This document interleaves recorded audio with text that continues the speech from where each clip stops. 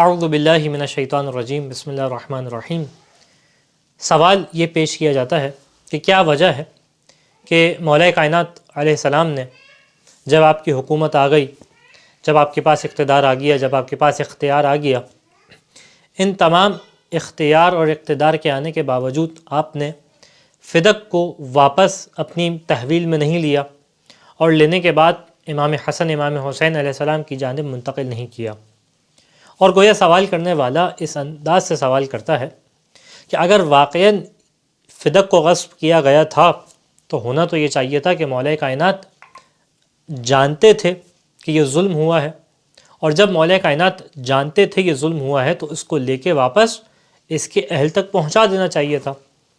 پس جب مولا کائنات نے اس قسم کا کوئی فعل انجام نہیں دیا تو اس کا مطلب یہ ہے کہ یہ داستان گڑی ہوئی ہے، اپنی جانب سے بیان کی ہوئی ہے، حقیقت میں اس کا کوئی تعلق نہیں ہے۔ آئیے اس سوال کا آپ کی خدمت میں جواب پیش کرتے ہیں، اور یہ وہ سوال ہے کہ جو آج کے دور میں جدید سوال نہیں ہے، بلکہ یہ وہ سوال ہے کہ حتیٰ ائمہ علیہم السلام کے زمانے میں بھی بار بار ائمہ علیہم السلام سے یہ سوال پوچھا جاتا تھا۔ لہٰذا ارادہ کیا کہ دو اعتبارات سے اس جواب کو آپ کی خدمت میں پیش کروں۔ پہلا اعتبار اور پہلا زاویہ وہ ہے کہ جو خود اہل بیت علیہم السلام نے ائمہ علیہم السلام نے اس کے جواب کے طور پہ پیش کیا، تاکہ ہمیں وہ نگاہ معلوم ہو سکے، ہمیں وہ رائے معلوم ہو سکے کہ جس رائے کو مد نظر رکھتے ہوئے خود اہل بیت نے اس بات کے جواب کو پیش کیا ہے، جو کہ بہترین انداز سے مولا کائنات علیہ السلام کی حکمت کو جانتے ہیں، اور پھر دوسری جانب خود تاریخی اعتبار سے کوشش کریں گے کہ آپ کے سامنے اس حکمت کو پیش کر سکیں کہ کتنا اہم تھا مولا کائنات کے لیے کہ آپ فدق کو اپنی حکومت کے دوران نہ لیتے، اور اگر لیتے تو اس کے کیا نقصانات تھے۔ یہی اہم سوال تھا کہ جو خود امام صادق علیہ السلام کی خدمت میں پیش کیا گیا۔ نہ صرف امام صادق علیہ السلام کی خدمت میں پیش کیا گیا، بلکہ امام صادق کے ساتھ خود امام موسیٰ کاظم علیہ السلام کی خدمت میں بھی پیش کیا، اور شیخ صدوق علیہ الرحمہ نے اپنی کتاب علل الشرع کے اندر مختلف روایات کو پیش کیا ہے۔ کوشش کریں گے اس کو آپ کی خدمت میں پیش کریں۔ راوی کا نام ہے ابو بصیر، امام علیہ السلام کا انتہائی مقرب اور چاہنے والا شخص ہے۔ امام کی خدمت میں حاضر ہوا اور سوال کیا کہ لما لم یأخذ امیر المؤمنین علیہ السلام فدق لما ولی الناس، کہ جب مولا کائنات علیہ السلام لوگوں کے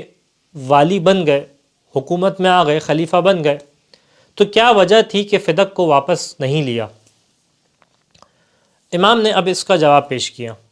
اور کہا کہ لأن الظالم والمظلوم قد قانا قدم علی اللہ عز وجل، کہا کہ اس کی وجہ یہ تھی کہ ظالم اور مظلومہ دونوں خدا کی بارگاہ میں پہنچ چکے ہیں، اور خدا کی بارگاہ میں صرف پہنچے نہیں ہیں، وَأَصَابَ اللَّهُ الْمَظْلُومَ وَأَعْقَبَ الظَّالِمَ، اور اللہ نے مظلومہ کو ثواب بھی عطا کیا ہے اس کے صبر کے اوپر، اور جو دین کی خاطر مشکلات اس نے اٹھائی ہیں، ابھی میرے اپنی تشریح ہے، امام نے بیان کیا کہ اللہ نے مظلومہ کو ثواب بھی عطا کر دیا۔ وَأَعْقَبَ الظَّالِمَ، نہ صرف مظلومہ کو ثواب عطا کیا ہے بلکہ جو ظالم ہے اس کا عقاب بھی کیا، یعنی اس کو عذاب بھی مل رہا ہے۔ پس امام نے بیان کیا جب یہ معاملہ اس طریقے سے ہو چکا تھا کہ ظالم و مظلوم دونوں خدا کی بارگاہ میں ہوں، اور نہ صرف خدا کی بارگاہ میں ہوں بلکہ اللہ نے ایک جانب اجر عطا کیا، ایک جانب عقاب لیا،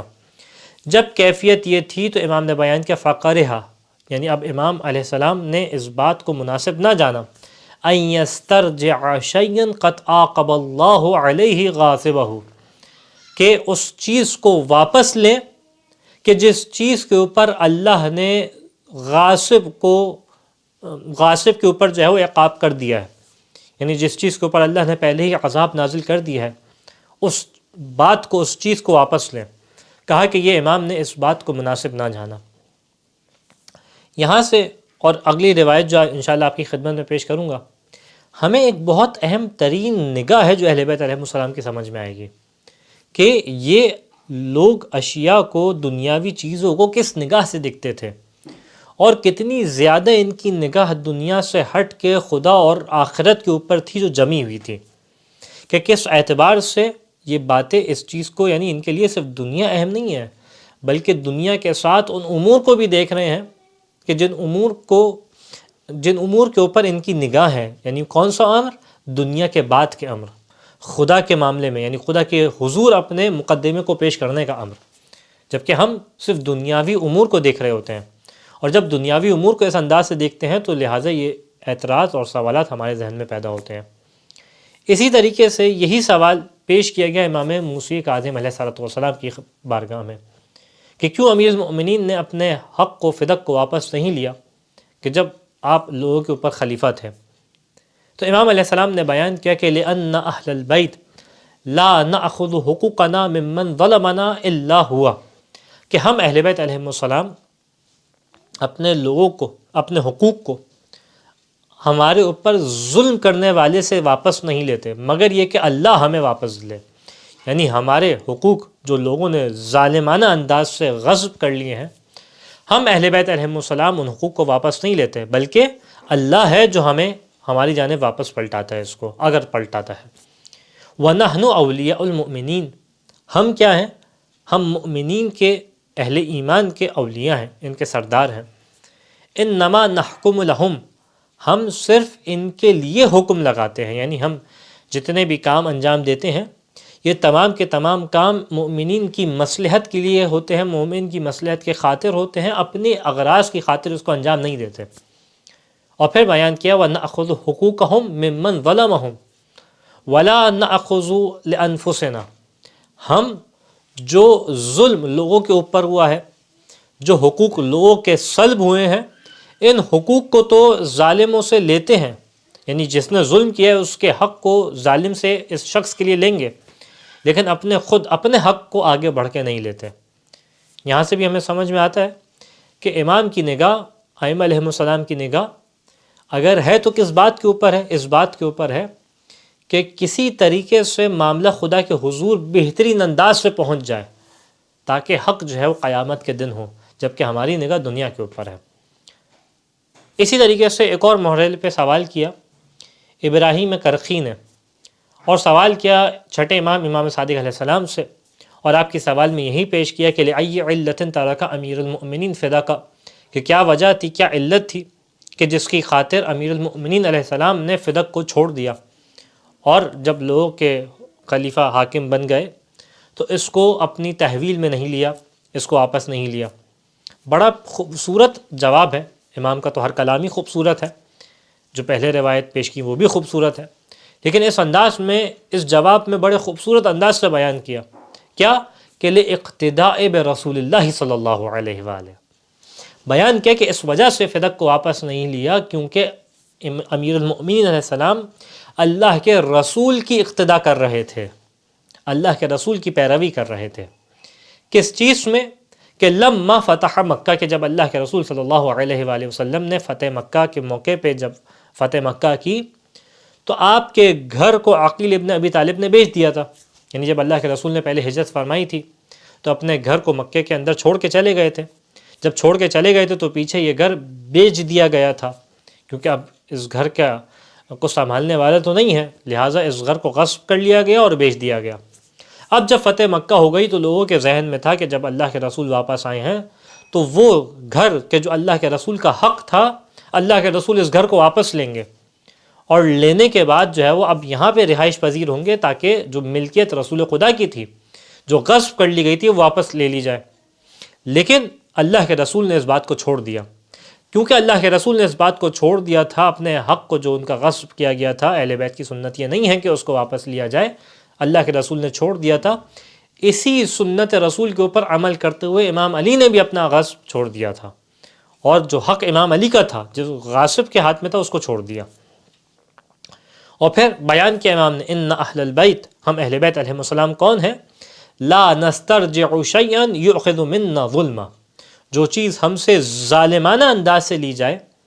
ہم اس چیز کو واپس نہیں لیتے، یعنی خود واپس نہیں لیتے۔ اور پھر بیان کیا فلذالک لم یسترجع فدک لما ولی، جب امام علی علیہ السلام کو حکومت ملی تو امام نے حکومت میں آنے کے بعد اس وجہ سے فدق کو واپس نہیں لیا۔ بس ان مختلف روایات کے اندر ہمیں دکھائی دیتا ہے کہ کس انداز سے مختلف علت ہیں جو امام علیہ السلام نے ائمہ علیہ السلام نے پیش کی ہیں۔ اسی چیز کو مزید آگے رکھیں تو دیکھیں جو ایک قاعدہ کلی ہم یہاں سے ہمیں سمجھ میں آتا ہے کہ ہماری نگاہ دنیا میں ہے، ہم دنیا کے معاملات کو دنیاوی حیثیت سے دیکھ رہے ہیں، جبکہ ائمہ علیہ السلام ان معاملات کو دنیاوی حیثیت سے نہیں دیکھ رہے۔ اور یقین جانیں حقیقت یہ ہے کہ جب شہزادی کے ملکیت میں شہزادی کے پاس فدق تھا تو کون سا شہزادی اس فدق کے ذریعے سے اپنے پاس مال و دولت جمع کر رہی تھی، بلکہ اس معاملے کو تو پیش کیا گیا تاکہ یہ بات گویا عیا ہو سکے کہ کون وہ ہے کہ جو ظلم کرنے والا ہے، کون وہ ہے کہ جو غصب کرنے والا ہے، اور کون ہے جس کے اوپر ظلم کیا جا رہا ہے۔ یعنی خود اس مقدمے کو پیش کرنے کے اندر بھی مسلمانوں کی اصلاح مقصود تھی، مسلمانوں کی ہدایت مقصود تھی۔ شہزادی کی مال و دولت میں کتنا فرق پڑ جانا تھا، اور شہزادی نے کون سا اس مال کو اپنے اوپر خرچ کرنا تھا۔ یہ تو وہ مال تھا جو پہلے بھی شہزادی مؤمنین کے درمیان، فقراء کے درمیان تقسیم کر دیا کرتی تھیں،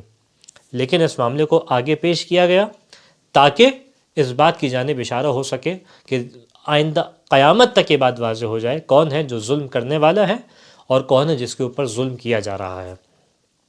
بس لہٰذا ان روایات کا خلاصہ کیا جائے تو ہماری نگاہ کچھ اور ہے، جبکہ اہل بیت کی نگاہ کیا ہے کہ کبھی نگاہ یہ ہے کہ ہمارا بدلہ خدا کے حوالے ہے، خدا ہے جو ہمارے حق کا بدلہ لے گا۔ کبھی نگاہ کیا ہے کہ ہم مؤمنین کے حقوق کو دلاتے ہیں، نہ کہ اپنے حق کے لیے جہد کرتے ہیں۔ ہمارا حق اللہ کے حوالے ہے، ہم مؤمنین کے اولیاء ہیں، ہماری تمام جد و جہد مؤمنین کے لیے ہوگی، اپنی نفس کے لیے نہیں ہوگی۔ اور کبھی اس کا جواب اس انداز سے ہے کہ اس کو ہم نے خدا کے حوالے کر دیا ہے، اب خدا کے حضور یہ معاملہ جا چکا ہے، اور جب خدا کے حضور یہ معاملہ جا چکا ہے تو اب اس معاملے کو خدا ہی بہتر انداز سے دیکھے۔ یہ وہ جوابات ہیں جو روایات سے ہمیں دکھائی دیتے ہیں۔ اب خود تاریخی پیراہے کے اعتبار سے دیکھا جائے تو ہمیں واضح طور پہ دکھائی دیتا ہے کہ امام علی علیہ السلام کی کل حکومت کا دورانیہ 4 سال کچھ مہینے تھا۔ ان 4 سالوں میں بھی 3 ایسی جنگیں ہیں جو بہت بڑے پیمانے پہ ہوئی ہیں، جس میں سے ایک جنگ صفین بعض روایات کے مطابق 16 مہینے چلی ہے۔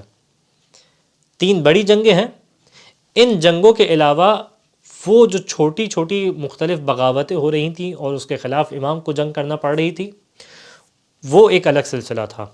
تو یعنی یہ 4 سال 6 مہینے بھی مسلسل امام مصروف ہیں کس کے اندر کہ وہ مسلمان معاشرہ کے جو حق کو اب ہضم نہیں کر پا رہا اس کے درمیان حاکمانہ اور عادلانہ فیصلہ کریں۔ یعنی یہ معاشرہ اس قابل نہیں بچاتا کہ امیر المؤمنین کے عدل کو ہضم کر سکے، لہٰذا امیر المؤمنین اس معاشرے میں آنے کے بعد اہم ترین اپنی ذمہ داری عدل جس کو نافذ کر رہے ہیں۔ اور پھر ایک جانب یہ حالت ہے، یہ کیفیت ہے، دوسری جانب فدق کو غصب ہوئے 25 سال تقریباً گزر گئے تھے، اور یہ ایک پوری نسل کا دورانیہ ہے جس میں نسل تبدیل ہو جاتی ہے، اور اس نسل نے مسلسل فدق کو اسی اعتبار سے دیکھا کہ یہ بیت المال کا حصہ ہے، اور اس بیت المال کے ذریعے سے جو ہے وہ مصالح عامہ کے اوپر اس کو خرچ کیا جاتا ہے۔ اب ان تمام مخالفتوں کے باوجود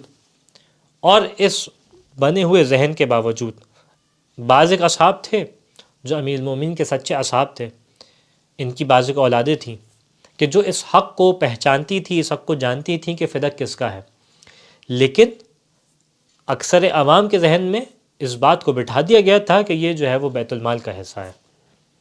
اس تمام چیزوں کے باوجود اگر امام علی علیہ السلام حکومت میں آنے کے بعد یہ قدم اٹھاتے کہ ایک کوئی ایسا کام کرتے جو امام کے ذاتی فائدے میں ہو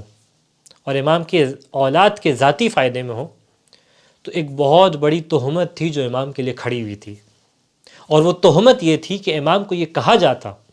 کہ جو آپ نے حکومت پہ آئے ہیں اس میں مسلمانوں کی کوئی مصلحت نہیں ہے، اس میں مسلمانوں سے آپ کو کوئی غرض نہیں ہے، یا آپ مسلمانوں کے لیے حکومت آپ نے قبول نہیں کی، بلکہ معاملہ اپنی ذاتیات کا تھا جس کی خاطر آپ نے حکومت کو قبول کیا ہے۔ لہٰذا بہت ضروری تھا کہ امام اس حکمت کے ساتھ چلیں کہ یہاں پہ وہ امام کا منصب اس کے اوپر کسی تہمت کا شائبہ تک نہ آئے، لہٰذا ہمیں دکھائی دیتا ہے کہ امام نے اسی حکمت کے ساتھ عمل کیا اور اپنے کریکٹر کو، اپنے امیج کو جو مسلمانوں کے سامنے تھی، اس کے اوپر کسی قسم کا حرف نہ آنے دیا، اپنے حق کو چھوڑ دیا جو کہ امام کا ثابت شدہ حق تھا، جو امام کی اولاد کے لیے تھا، اس کو چھوڑ دیا۔ کس خاطر چھوڑا؟ اس خاطر کہ ایسا نہ ہو کہ مسلمان کہیں امامت سے دور ہونے لگیں۔ خدا بند متعال سے دعا ہے کہ آج کے زمانے میں جو سوال کرنے والے ہیں، جو تحقیق کرنے والے ہیں، ان کو ہدایت نصیب فرما، ہمیں محمد وآل محمد کے ذکر کے صدقے میں ہماری توفیقات میں اضافہ فرما۔ وآخر الدعوانا ان الحمد للہ رب العالمین۔